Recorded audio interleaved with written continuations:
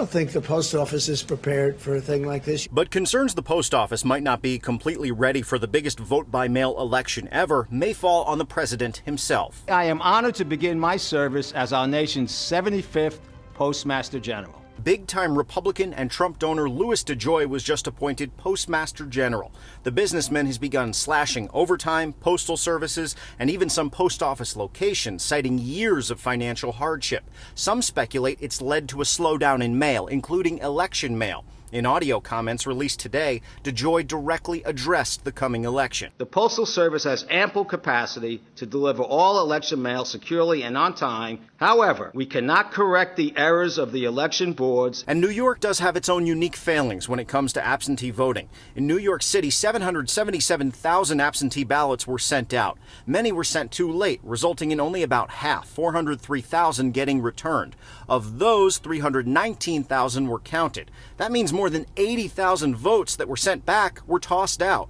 So 20% of all absentee voters were disenfranchised because of signature issues or postmark issues. Maria Kaufer was running for Assembly District Leader in Queens and watched the vote counting firsthand. The BOE tends to err on the side of not counting ballots than counting. It was just distressing that during a pandemic, that there were some systemic issues and that there was no accommodation for the voters. The state legislature has already passed several laws designed to prevent so many votes from getting discarded again in November. The laws await Governor Cuomo's signature. State Senator Alessandra Biaggi says one key improvement that'll help the post office and election officials is you'll be allowed to request and receive your November ballot earlier. Will ease what we have heard over and over again from the boards of elections, which is an administrative burden on them to approve the applications and then send out corresponding absentee ballots in a timely fashion. Democrats are pushing for more funding for the election and the post office in the current stimulus package